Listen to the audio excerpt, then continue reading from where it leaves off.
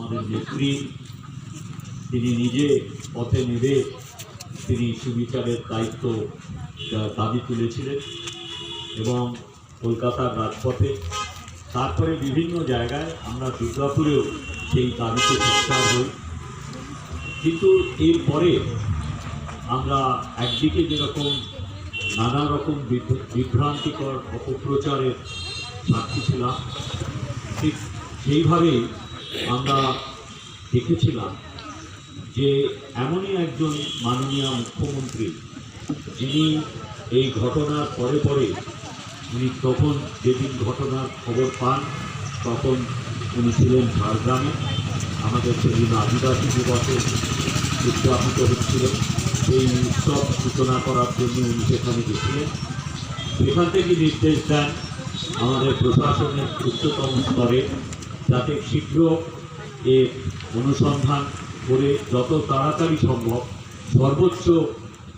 শাস্তি উনি ব্যবস্থা করেন। ডিজি এবং চিফ সেক্রেটারিকে এই কথা বলার পরে অতি তৎপরতার সঙ্গে আমাদের পুলিশ প্রশাসন থেকে অনুসন্ধান শুরু হয় এবং আপনারা জানেন 48 ঘন্টার ভেতরে দোষী একজনকে তারা সাব্যস্ত করে এবং তাকে বন্দী করা হয়। আরেকদিকে ঠিক এইরকমই পরিস্থিতিতে আমরা যদি পিছিয়ে যাই কয়েক বছর, যারা আন্দোলন সংগঠিত করলেন সারা রাজ্যে এবং নানানভাবে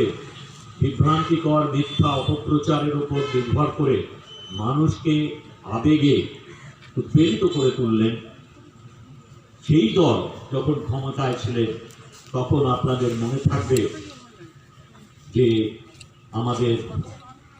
বাসন্তী রোডে যখন গোসাবা থেকে